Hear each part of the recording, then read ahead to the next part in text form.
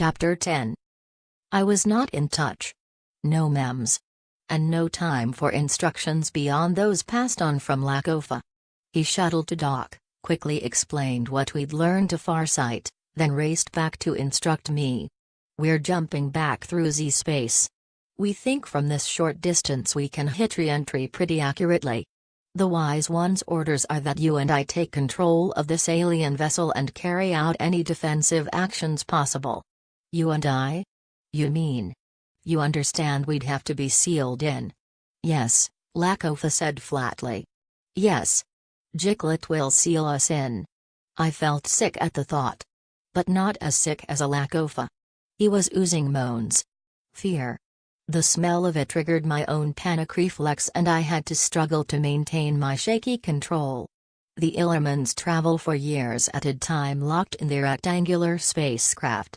But Illimans are surface dwellers, used to taking shelter in constructions. For a Ketran, the very idea of being enclosed is horrible. Jiklet grabbed Lakofa's arm. Can you do this? I'll take your place. You're a biologist, I'm a tech. It's not a job for a biologist. Lakofa looked for one drawn-out moment like he might grab at the safety hammock she was offering. But he shook his head no, unable to speak, but signaling no, he would do this himself. He would endure what no Ketran could endure. Like you told me, Lakofa, close your eyes, I said to him. Close your eyes. I'll help you down. He had nothing to say, no wisecrack or wry observation. He was beyond that. And now I found that helping him with his fear helped me with my own. I lowered him down gently to stand beside me. He was as stiff as a length of conduit. I kept talking to him, reassuring him as Jiklet and her fellows worked to seal us in. No sky.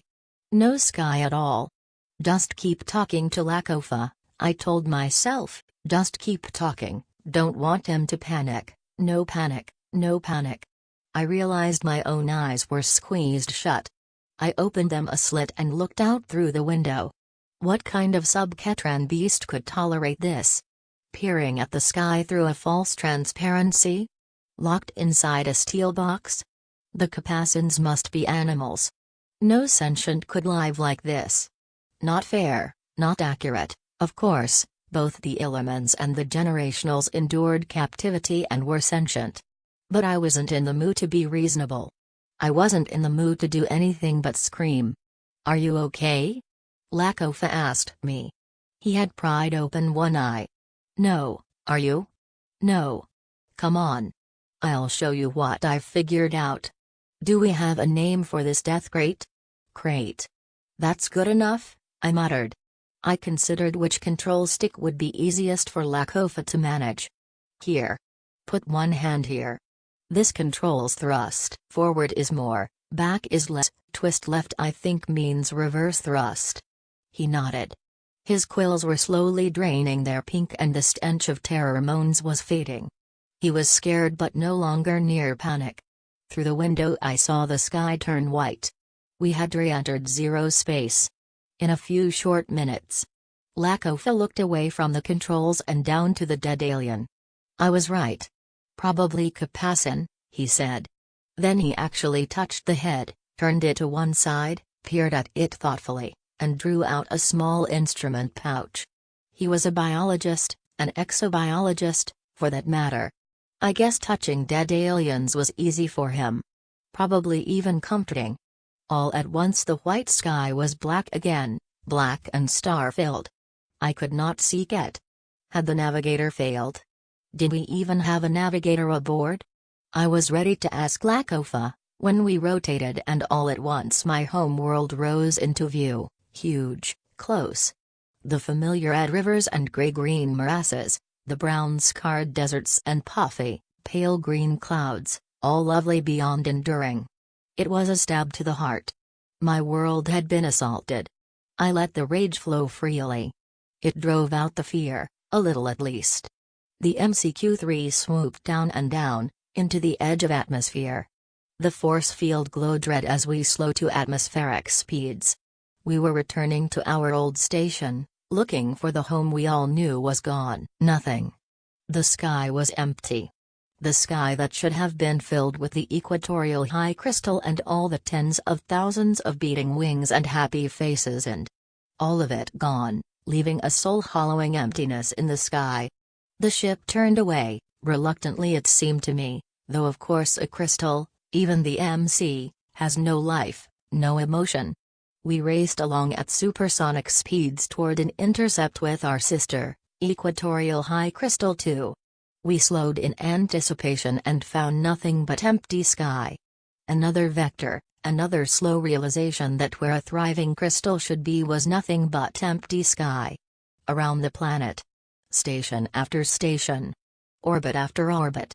Race, then slow. Search an empty sky. Accept the unacceptable with mounting horror. 12 crystals gone. How many lives lost? Was anyone alive? Was anyone left alive anywhere?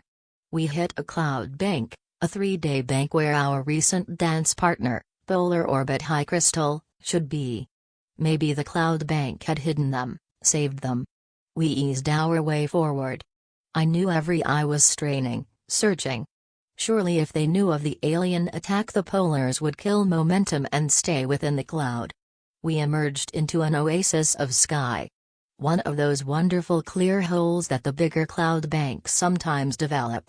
Polar Orbit High was there.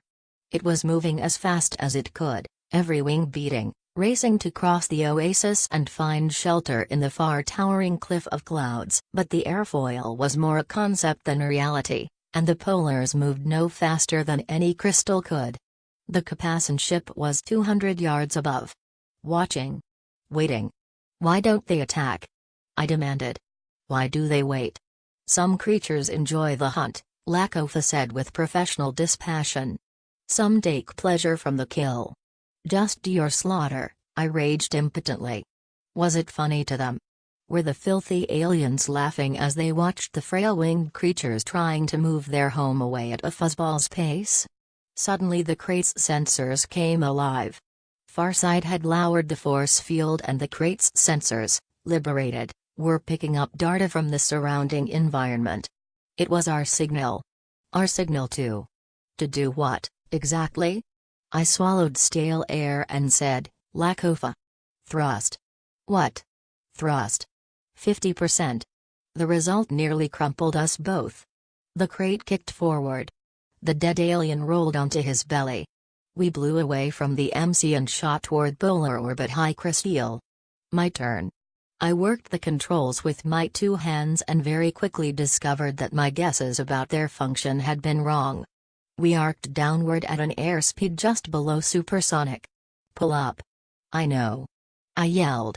I twisted the stick and with a death shudder the crate bottomed out, took the G's, and blew skyward again. I trimmed and we were aimed for the Capassan ship, still going way too fast. No.